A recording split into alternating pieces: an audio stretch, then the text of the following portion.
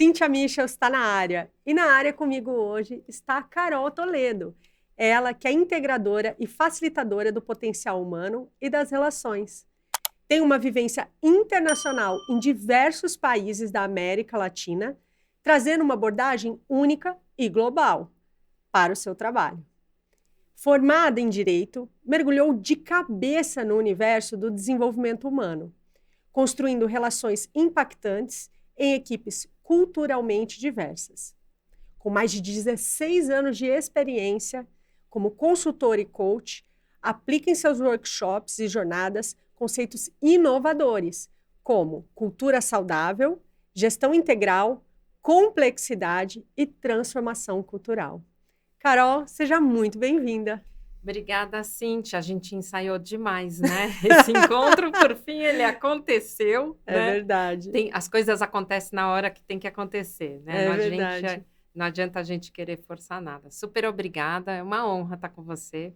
Desde o primeiro dia que a gente se encontrou lá no Future Hacker, para mim foi muito legal, assim, essas conexões que a gente não entende por quê, mas se dão, né? É verdade, eu fico muito feliz e honrada também em recebê-la aqui, porque todas as nossas conversas foram muito ricas. Você sempre traz conteúdos muito bacanas e com uma visão assim bem global mesmo daquilo que você está apresentando e que chega lá no íntimo humano, no nosso desenvolvimento, em como nós podemos ser melhores. Então, para começar, eu já vou te perguntar, já vamos colocar o dedo na ferida da cultura corporativa, que é a relação entre lideranças e colaboradores. Como que isso impacta o resultado da empresa? Como que isso modifica o que está sendo feito? Pode melhorar ou piorar aquilo que se espera como objetivo? Muito bem. É uma pergunta bem capciosa agora mesmo que saiu esse tema das lideranças tóxicas, que está rolando uma lista aí, que a gente não sabe se essa lista é verdadeira ou não, mas, enfim, tem narrativas importantes ali.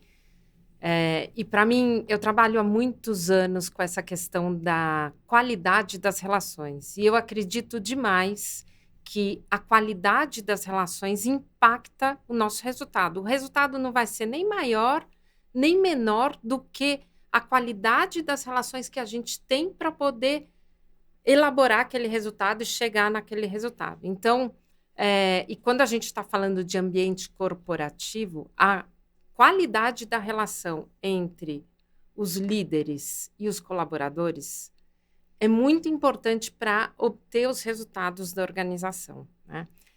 Eu, inclusive, eu sou uma super estudiosa, adoro estudar, então fiz várias formações e uma delas eu estudei com a Laura Bicondoa, que é uma coach lá do México, que abriu uma escola de coach, de liderança, eu estudei com ela e ela criou uma formulinha que eu utilizo muito até hoje nos meus programas de liderança.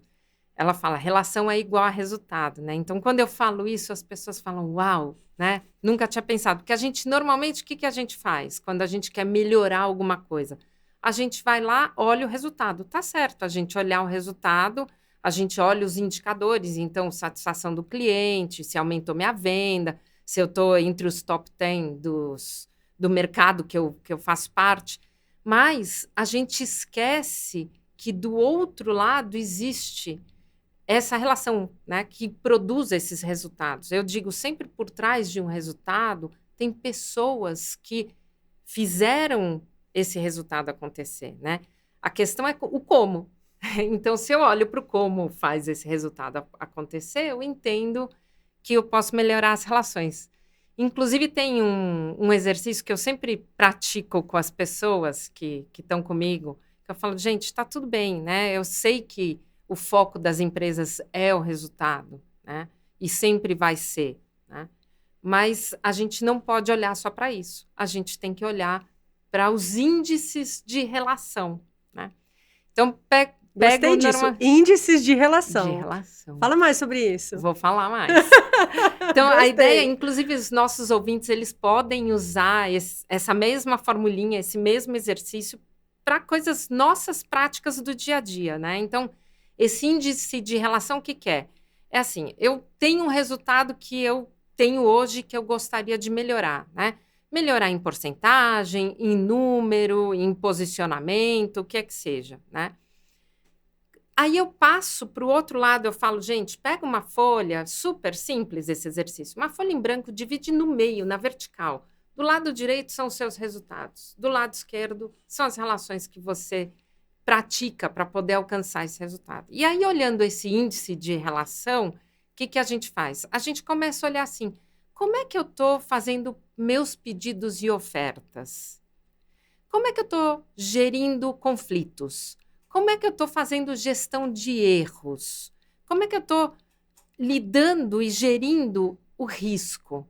Então, esses são índices que a gente olha e fala, puxa, talvez para esse resultado, se eu me arriscasse mais nisso, seria melhor. Então, por exemplo, eu tenho um cliente que queria muito ir para o digital, lá atrás, né? Isso eu estou contando de 10 anos atrás. Hoje em dia a gente já está lá, né? Não Quem sai não mais de lá. tiver, tá complicado, Tá né? complicado. E aí ele falava assim, então, eu queria estar no digital. Tá bom, então, como é que você quer estar no digital? Ah, de repente eu posso ter um aplicativo que me ajude, né, a entrar nesse mundo digital. Era um cara que mexia com viagens, né? Era uma empresa de viagens e eles queriam que a pessoa tivesse acesso a eles, não só pelo telefone, mas enquanto a pessoa estivesse viajando, então que tivesse acesso a eles durante a viagem. E aí a gente foi olhar para as relações, né? Quais são os índices, né? Então, quais são as conversas que eu estou tendo? Ah, estou conversando com fulano, com ciclano, mas quem é fulano? Ah, fulano, sei lá, é um cara lá que acho que ele é do comercial, mas o que ele entende de digital para poder te ajudar nisso, né? Então, te ajuda a olhar se você está conversando com as pessoas certas, se você está pedindo aquilo que você tem que pedir de uma forma que a outra pessoa entenda, que você esteja colocando as condições de satisfação para aquele teu pedido, né?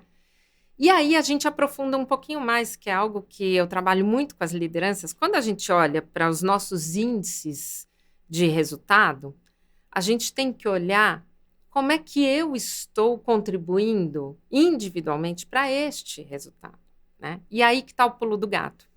E eu gosto muito, até trouxe uma colinha aqui, do Otto, que ele fala muito isso, que o indicador da evolução da nossa consciência como líder, como pessoas, é a qualidade das nossas relações. O Otto fala muito isso.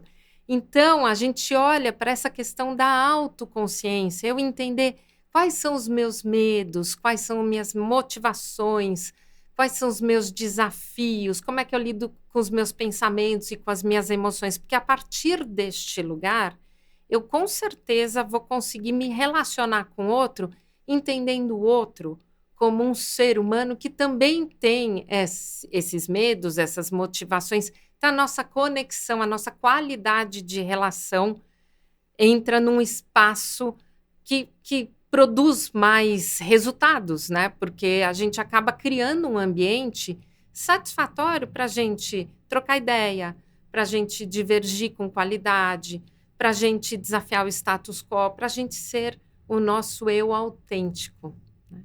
Nossa, você trouxe isso, me levou imediatamente para Stanford, para uma pesquisa que foi feita pela Escola de Negócios de Stanford, uma pesquisa interna, perguntando o que eles reconheciam que era, o que eles entendiam que era a mais importante característica de um bom líder. E eles trouxeram justamente o ponto da autoconsciência. E como isso se traduz, eu me entendo, então eu entendo quem eu sou dentro das relações também, como eu posso entregar melhor nessas relações. E uma coisa que a gente viu que foi muito desafiada, principalmente durante a pandemia e agora nesse pós, são as relações dentro de uma empresa por conta do próprio modelo home office, que a gente viveu muito e continua vivendo, agora num modelo híbrido, porque muitas dessas relações são construídas ali, como a gente fez aqui, né? Você chega no bastidor, conversa. Se a gente estivesse direto numa live, talvez seria só essa conversa que está sendo gravada. Mas a gente teve uma conversa antes, a gente tem uma conversa depois, tem uma conversa com as pessoas que estão aqui no estúdio com a gente. Então, a relação ela é muito construída presencialmente e muito mais é muito mais desafiada na hora de fazer isso online. Como que você vê que isso mudou dentro das empresas? Quais são estratégias assim para, mesmo nesse modelo híbrido ou de home office, conseguir construir esses laços cooperativos e relações que realmente gerem resultados? Tá. Você trouxe um tema que eu sempre falo, né? Falo, gente, tem uma coisa que eu sinto falta da pandemia, né? A pessoa olha para mim e fala, o quê? Como assim? Eu sinto falta da pandemia, daquele espírito de colaboração, aquele momento que todas as pessoas estavam a serviço uma das outras, né? E nos reconhecíamos como seres humanos que estávamos todos no mesmo barco, na mesma vibe, tudo isso. Eu fico pensando muito nisso, né? O que aconteceu para a gente ter... Porque lá, durante a pandemia, a gente conseguiu ser produtivo, a gente conseguiu trazer os melhores resultados, a gente conseguiu ser criativo pra caramba, né? E a gente estava todo mundo em casa, né? Então, quando eu escuto isso, falo assim, como é que a gente faz para a gente melhorar a colaboração, a cooperação nos diferentes modelos de trabalho, né? Seja o home office, seja o híbrido, seja o presencial. A questão é que, infelizmente, a gente voltou para um estágio anterior. Eu achei que a gente ia fazer um salto quântico, salto né? quântico depois da pandemia, mas isso não aconteceu. Poderia. E a gente voltou para aquele modelinho de comando e controle, né? E que deixa as pessoas mais assustadas, com mais medo, e aí as pessoas não conseguem realmente colaborar. Eu estava lembrando, outro dia saiu na Business Insider uma matéria sobre uma empresa que, não vou citar o nome da empresa aqui, né? Mas quem quiser vai lá ver na Business Insider, que decidiu comunicar a volta para o presencial para os seus colaboradores. E junto com a comunicação veio uma outra comunicação, tipo assim, olha, quem escolher pelo home office, saiba que não vai poder nem mudar paralelamente de cargo e nem concorrer a uma promoção, né? Para mim é uma demissão velada isso aí, né? Mas o que expressa, na verdade?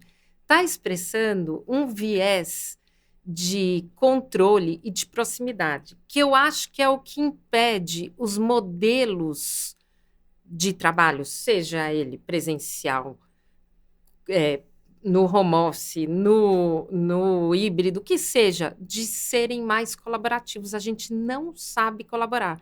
E aí eu gosto de dar 3 passos atrás e falar assim, o que está acontecendo aqui dentro que a gente não sabe colaborar, que a gente não consegue se colocar a serviço do outro e entender que as nossas potências individuais, porque eu acredito na potência do ser humano, elas somadas, ela é muito maior do que 2 pessoas juntas, né? Porque traz uma inteligência coletiva, né?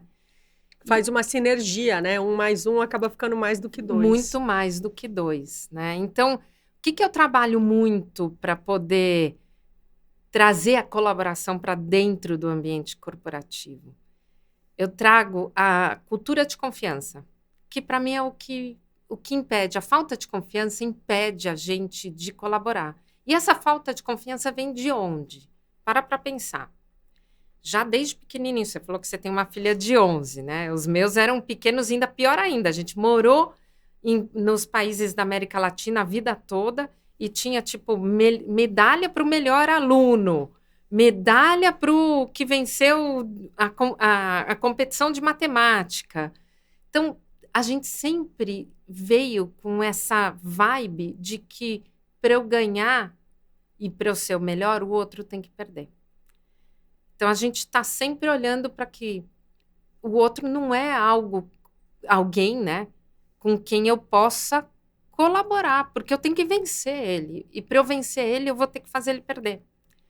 Então, eu trago essa cultura da confiança baseada em alguns elementos. Eu brinco que eu tenho uma equação de confiança, né? Outro dia até estava num workshop com uma pessoa e como eu morei muitos anos na América Latina, quando eu fui falar da equação da confiança, eu falei, gente, tem 4 patas. Pata é da mesa, né? Não é pata, é pé de mesa, né? Mas, enfim, E os 4 elementos da confiança, quais são? Né? Então, é assim, primeiro, competência. Eu preciso aprender que para eu poder trabalhar com o outro, eu tenho que conhecer o outro, entender o que ele pode, o que ele tem habilidade de fazer, o que ele é competente para fazer. O segundo elemento é a confiabilidade, que é quanto essa pessoa consegue manter a palavra dela no tempo. Isso é muito importante, né? O terceiro elemento que eu chamo é a intimidade. Só que a intimidade no sentido de conexões autênticas, né? De que eu posso saber que aquele momento eu vou pedir algo para o outro e eu sei que aquele momento, o estado de ânimo dele, o emocional dele, os pensamentos dele vão estar a serviço de eu fazer isso, porque ele é um ser humano tanto quanto eu. E, por último, o risco. Eu tenho que entender que, assim, eu posso me arriscar naquela relação, porque se der ruim, o outro vai estar lá para me apoiar. Não vai ser assim, se der ruim, o outro vai falar, puxa, não tinha nada a ver com isso. Ó, fala com fulano, porque foi o fulano que... Nem te conheço. Nem te conheço, não quero nem saber. Então, quando a gente tem esses 4 elementos, a gente tem, e aí eu volto da qualidade das relações, uma qualidade de relação, se a gente colocar um indicador de 1 a 10, 10, entendeu? Porque eu tenho todos os elementos para poder confiar na pessoa. Agora, se eu sei que, por exemplo, eu tenho um problema de que a pessoa não tem habilidade, não tem a competência. É a mesma coisa, eu não posso pedir uma ajuda de tecnologia aqui para a gente para o cara que cuida da guarita lá fora, porque ele não entende de tecnologia. Ele pode ter a melhor boa vontade do mundo, mas ele não vai fazer, né? Porque ele não entende disso. E as pessoas trabalharem umas com as outras, olhando para esses elementos e tentando confiar uma nas outras.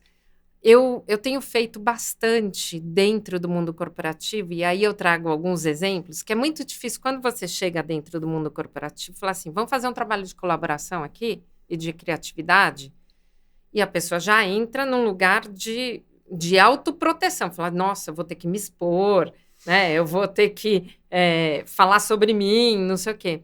Então, eu trago muito essas dinâmicas de trabalhar com jogos, com coisas que nos apoiam a pessoa a exercer um papel dentro do jogo, né?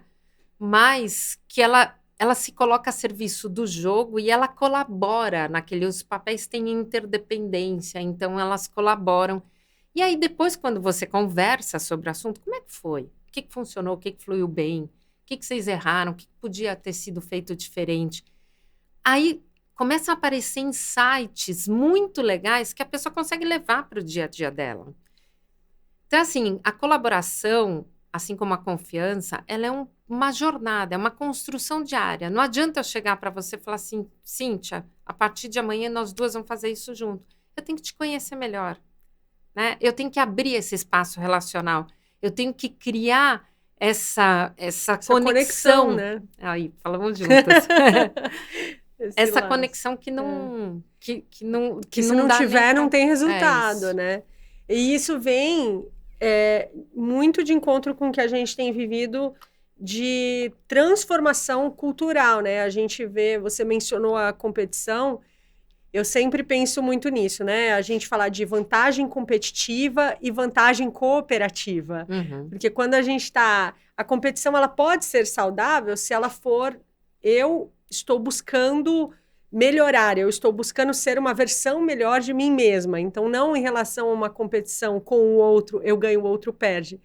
Mas uma relação de como eu ganho, como eu venço, por exemplo, meus maus hábitos para que eu tenha hábitos melhores. Sim. Como eu venço os meus autossabotadores para que eu possa efetivamente vivenciar o meu propósito, o meu potencial. Então, é algo que eu fico sempre refletindo sobre isso, porque ele é um processo interno para a gente poder cooperar lá fora, que é onde acontecem as relações. E as empresas vêm de um histórico muito competitivo internamente, né?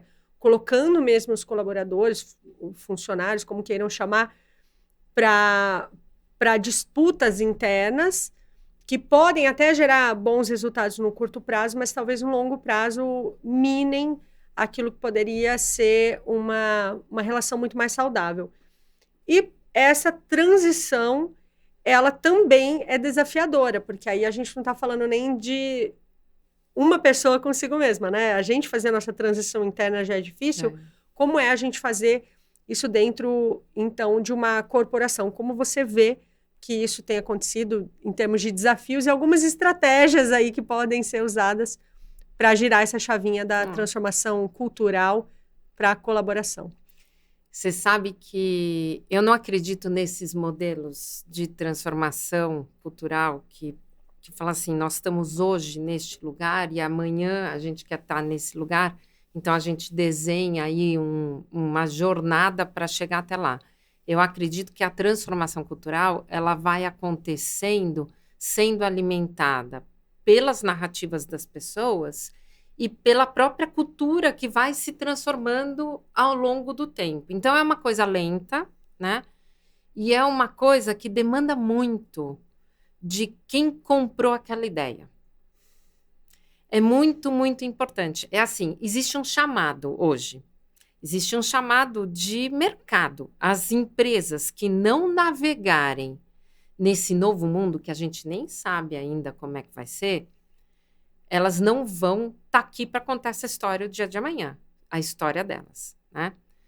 Então, o que eu acho? Eu acho que, assim, os líderes que estão hoje sedentos de falar assim, nós precisamos fazer essa transformação cultural dentro da nossa organização, eu acho, como você mesma trouxe, a primeira coisa que eles têm que fazer é assim, qual a minha qualidade interna para poder fazer essa transformação? Então, olhar para dentro, né? Porque quando a gente olha para dentro, a gente encontra novos olhares, né? E aí, quando a gente... Para mim, então, o primeiro desafio é a própria liderança, quem compra a ideia, né? A liderança está consciente do que é, do que vai mexer no sistema uma transformação cultural, né? Porque mexe. Se a gente vai criar novos rituais, novos artefatos, a gente vai mexer, a gente vai abrir mais questionamentos. Então, a minha ideia, quando a gente fala em transformação cultural, é o tempo todo ir criando esses novos rituais, ao mesmo tempo que a gente vai trabalhando esta liderança, para que a liderança fique mais consciente como é que eu sou um arquiteto cultural para essa transformação. E a gente vai criando esses novos rituais e vai prototipando. Então, a gente vai testando, funcionou, a gente escala, não funcionou, a gente tenta outra coisa. Porque, de novo, quando a gente está falando de seres humanos trabalhando juntos dentro de organização, a gente está falando de um ambiente bem complexo, que muda o tempo todo e que muitas vezes as reações de causa e efeito são inesperadas. Por quê? Porque tem milhões de variáveis ali dentro, né? Então, para mim, assim, o grande quê da transformação cultural é quem compra. E se essa pessoa, quem compra essa transformação e quem é o catalisador dessa transformação, se ele pode sustentar. E aí criar novos traços e novos rituais, né, que acabam sustentando ao longo do tempo essa transformação. E saber que, por mais que a gente planeje, hoje em dia eu estava ouvindo uma pessoa outro dia falar sobre planejamento de futuro, né? E aí falar, imagina, quanto tempo você acha que você consegue visualizar o seu futuro, né? A pessoa fala, sei lá, daqui 20, 30, 40 anos, né? Cognitivamente, a gente consegue visualizar e consegue planejar o nosso futuro apenas em 7 dias.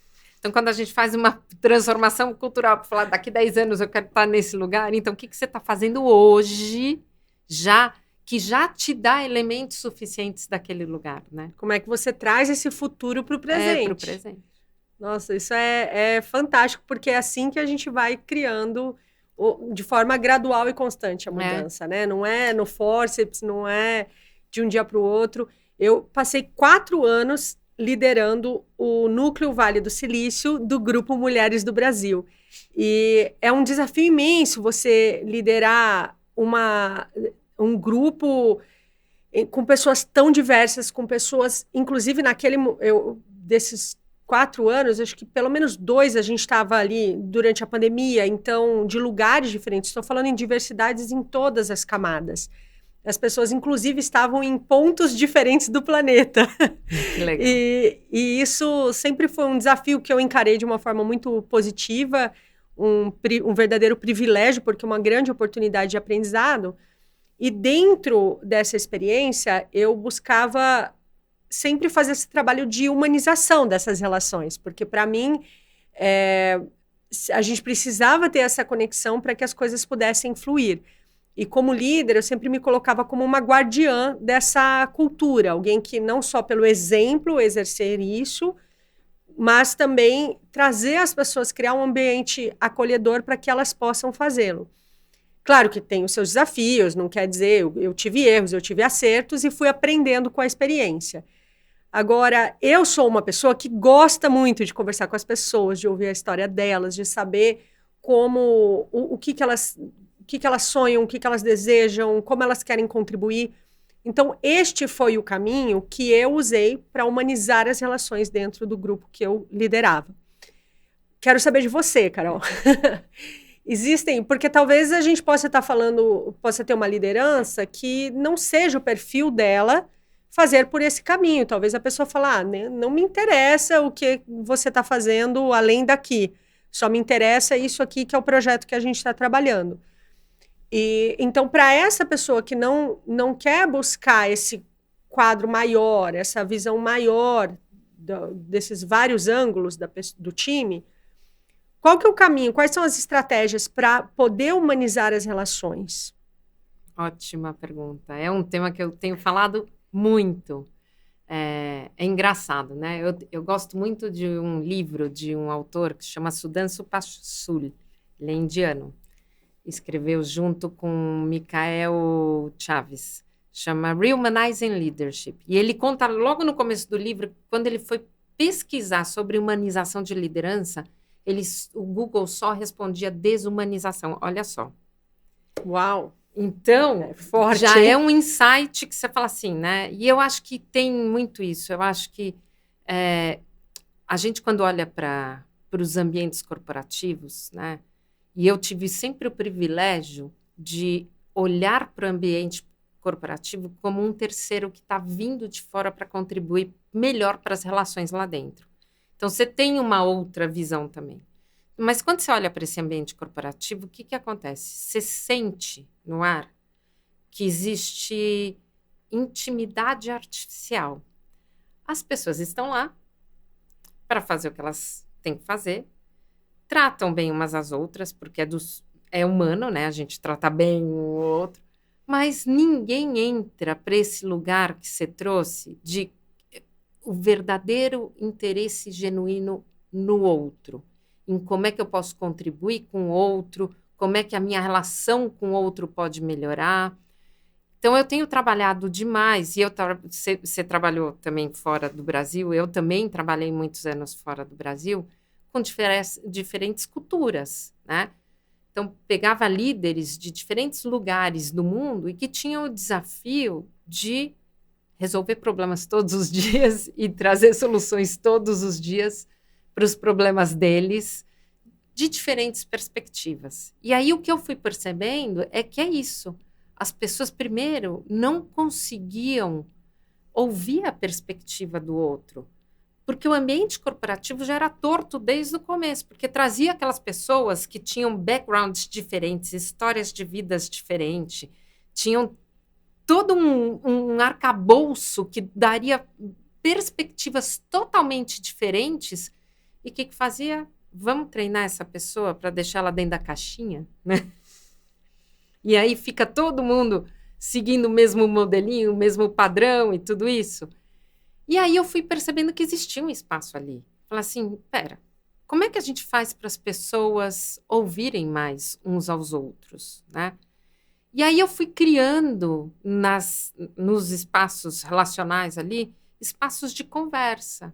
De conversa chegar assim, conta pra mim como é que foi seu dia ontem. Como eu cheguei aqui, você me contou que tua filha tinha tido febre, eu falei, e aí, tá melhor? Não sei o quê. Isso é criar um espaço. Eu não digo que eu não preciso ser sua melhor amiga, mas eu preciso entender que você é um ser humano quanto eu, né? E aí fui criando esses espaços de conversa. O ser humano é um bom contador de história e adora ouvir histórias, né? E esse lugar de ouvir histórias, histórias de vida, vai criando uma certa intimidade mais verdadeira no ambiente, né? Que é assim, eu não vou falar com você, eu gosto muito das dimensões culturais do Hofstede, do Trompenaars e desses antropólogos. Eu não vou falar com você só pela transação que a gente tem. Eu vou falar com você porque eu realmente me interesso nessa relação e nesse indivíduo, né?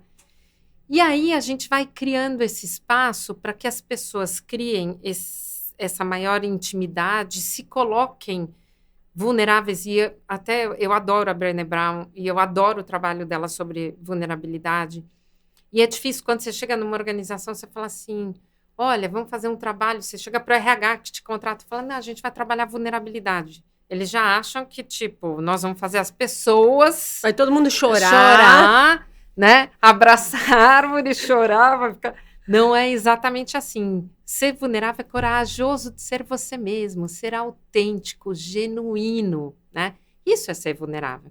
E aí, a partir do momento que as pessoas têm, neste paralelo, essa intimidade, ou seja, eu conheço o outro além do crachá, além da máscara corporativa dele, e eu tenho uma certa vulnerabilidade, coragem de me manifestar neste ambiente, tal qual como eu sou, trazendo minhas verdades, meus medos, meus anseios, meus desafios, minhas dúvidas, meus pensamentos, minhas questões.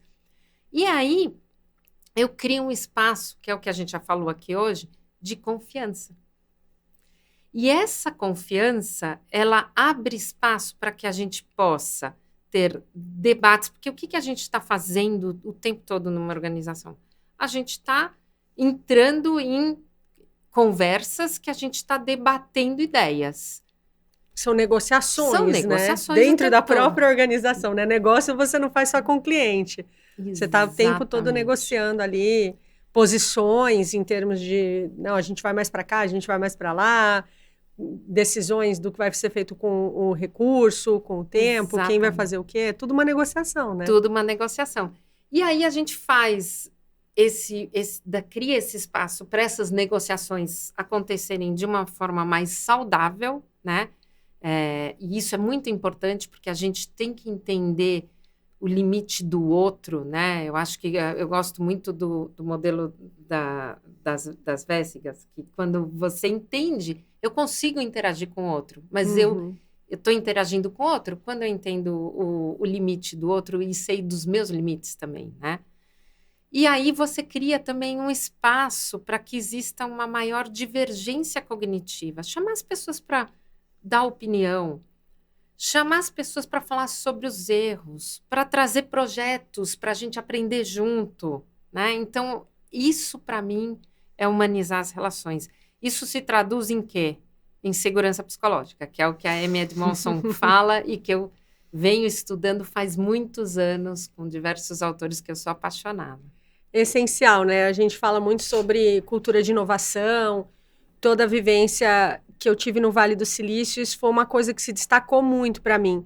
Não adianta a gente querer falar para o time, agora a gente tem que inovar, e você não criar um ambiente favorável para que essas pessoas se sintam seguras, para questionarem, para trazerem ideias que sejam completamente fora ali do que se está acostumado naquele ambiente, mas que de repente podem ser um caminho.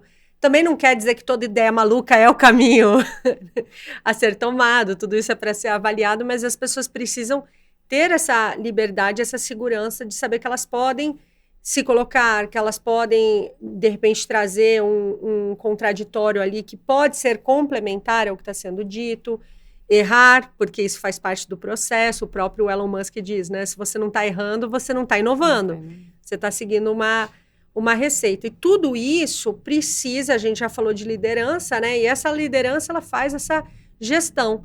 E você fala muito da gestão integral. Então, eu queria, como a gente já está se aproximando, infelizmente, aqui deste episódio, depois teremos outros, mas eu gostaria que você falasse um pouco do que é a gestão integral, de como isso beneficia as empresas a chegarem nos seus tão desejados resultados.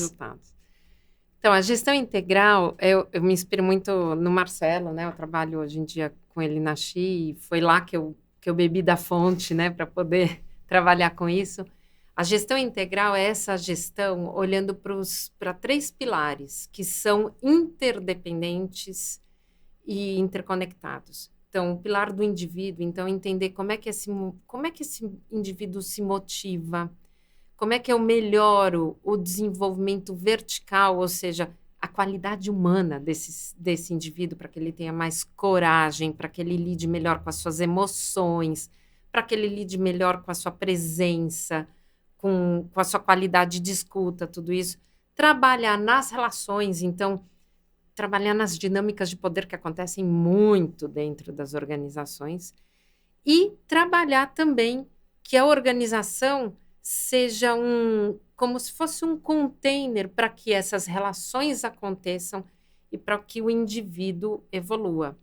A gente fala muito sobre esse contrato. Quando eu vou para uma organização, eu tenho uma inspiração, né? Porque eu fui para aquela organização porque aquela organização me inspirou. Chega depois de um tempo lá dentro, eu começo a ficar desmotivado, desencantado. Outro dia eu ouvi essa palavra, sensacional, né? Forte, né? A empresa não me encanta mais, né? É uma questão de encantamento mesmo. E por quê? Porque a gente só está olhando para o contrato psicológico, para o contrato escrito que a gente tem, né? Técnico, né? Técnico. Quanto vai ganhar, que hora vai entrar, que hora vai sair, como é que vai desempenhar.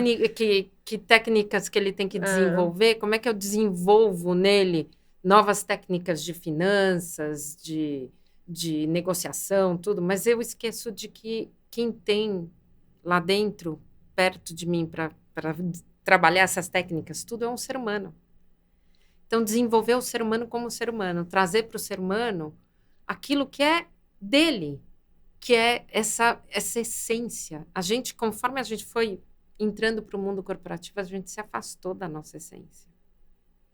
E aí a gente se conecta lá dentro, por isso que eu falo muito dessa intimidade artificial, a gente se conecta com papéis e máscaras que a gente escolhe para ser perfeito, para não errar, para ter todas as respostas. É humanamente impossível, né? Num mundo que gira na velocidade que gira, a era do conhecimento já acabou. O que a gente tem que fazer é devolver para as pessoas o sentir, permitir que as organizações habilitem esse espaço do sentir, né? Esse espaço mais de afeto, mais de amor, mais de relação, né? E que no próprio livro do Rehumanizing Leadership, ele fala que empatia e propósito é algo que a gente já tem no nosso DNA, né? Senão a gente não estava aqui para contar essa história, né? A gente só sobreviveu porque a gente se juntou em tribo para poder nos desenvolver. E o desenvolvimento é coletivo, né? É coletivo e é necessário. Eu vejo assim, muitas vezes a empresa também tem receio de investir no desenvolvimento daquela pessoa, falar, eu vou desenvolver, essa pessoa vai trabalhar em outro lugar. Eu já ouvi isso de muitos empresários. E isso é uma coisa que me choca, porque eu falo, gente, se a gente não for um facilitador, seja lá o que a gente fizer na vida, qual seja o papel que a gente está ocupando naquele momento, se eu não estiver a serviço, de alguma forma, do desenvolvimento humano, do meu próprio desenvolvimento e de ajudar também as pessoas no processo delas, o que eu estou fazendo aqui? Qual é o ponto da gente estar nessa vida, da gente estar aqui, da gente pegar trânsito todo dia, ficar respirando poeira em São Paulo? Nós, no caso que estamos aqui, né? Mas cada um na sua rotina, nos seus desafios diários.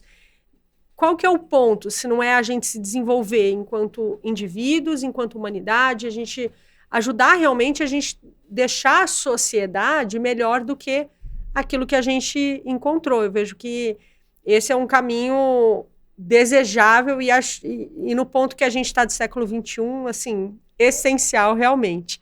Então, para a gente fechar, eu gostaria de ouvir de você, assim, que mensagem você deixa, sabe, para essas lideranças que talvez ainda estejam no século XX ou no XIX. O que você vê, o que você deixaria de mensagem, assim, para esse século XXI?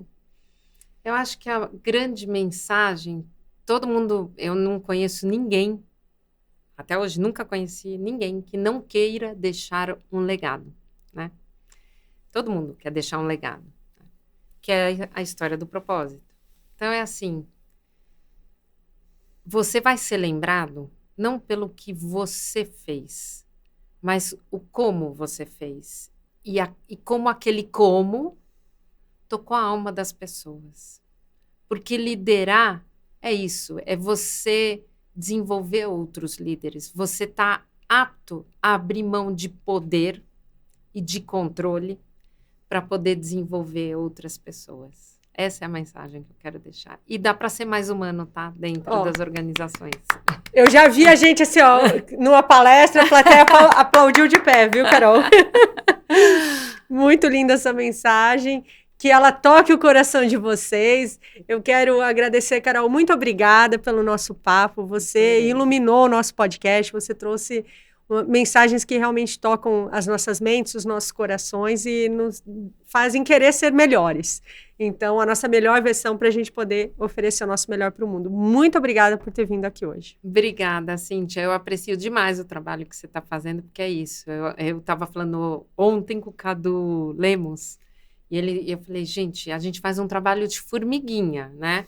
Mas eu acredito que nesse trabalho de formiguinha, a gente vai deixar um mundo melhor para as nossas próximas gerações. Eu não preciso estar aqui para ver, mas eu tenho certeza que se eu escrever uma carta e colocar na cápsula do tempo essa cartinha falando o que eu estou fazendo hoje para deixar um mundo melhor para os meus bisnetos, tataranetos, eu vou morrer tranquila com isso. Ah, que maravilha. Então, pode ter certeza que você já está no caminho de deixar esse incrível legado.